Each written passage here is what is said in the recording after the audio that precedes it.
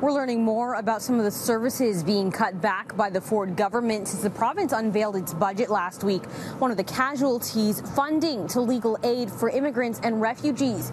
But those who count on the service say the move will put vulnerable families in danger.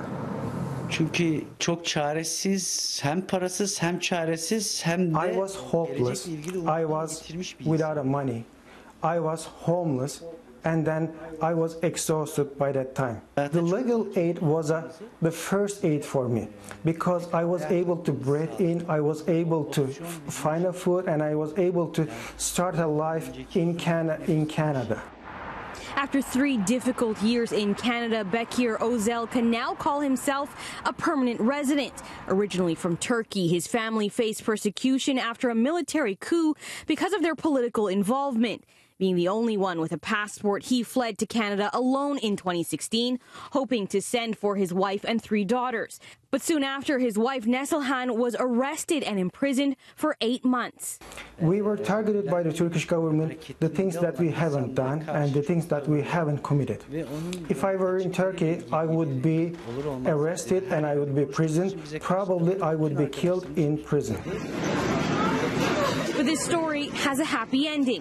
Özel and his wife were finally reunited 2 months ago. He blurred this homecoming video to protect the identity of his children.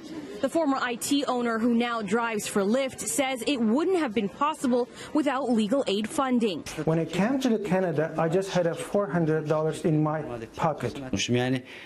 Without the legal aid, I wouldn't have any options to get a lawyer. Now he fears others like him won't have the same opportunities, with the Ford government announcing a 30% cut to funding for Legal Aid Ontario, amounting to a loss of $133 million. The agency, which also deals with family and criminal law, was told that when it comes to immigration and refugee services, it can only use federal money.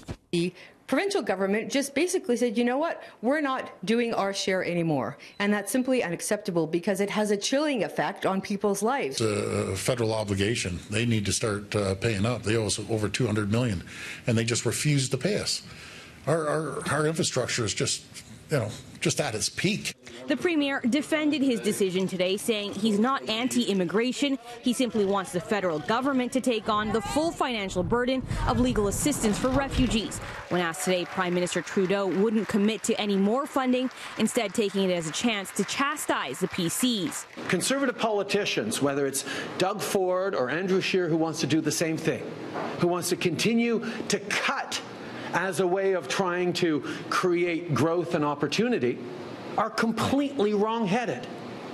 We know, all of you here know, that the way to grow is to bet on yourself, to bet on Canadians, to invest in yourself and your future. But this lawyer, who says the spat over who should be responsible for refugees, has left this vulnerable group forced to navigate a complicated system on their own, or find a way to raise thousands of dollars to hire their own legal counsel. I think what's necessary now is that the province reinstate funding. If they want to have discussions with the federal government, that shouldn't be at the expense of refugees. There's another problem too. If people feel they're not going to have a fair shake at the refugee system because they won't have counsel, it's kind of a signal, well, you know what, maybe you should just go underground. And we really don't want to create an underground population. So it's a lose-lose situation. Now, in a memo sent to staff, Legal Aid CEO says the agency will honor clients who are already being served and will help some additional clients in limited circumstances. They're also launching public consultations to find the best way to deal with the pending financial shortfall.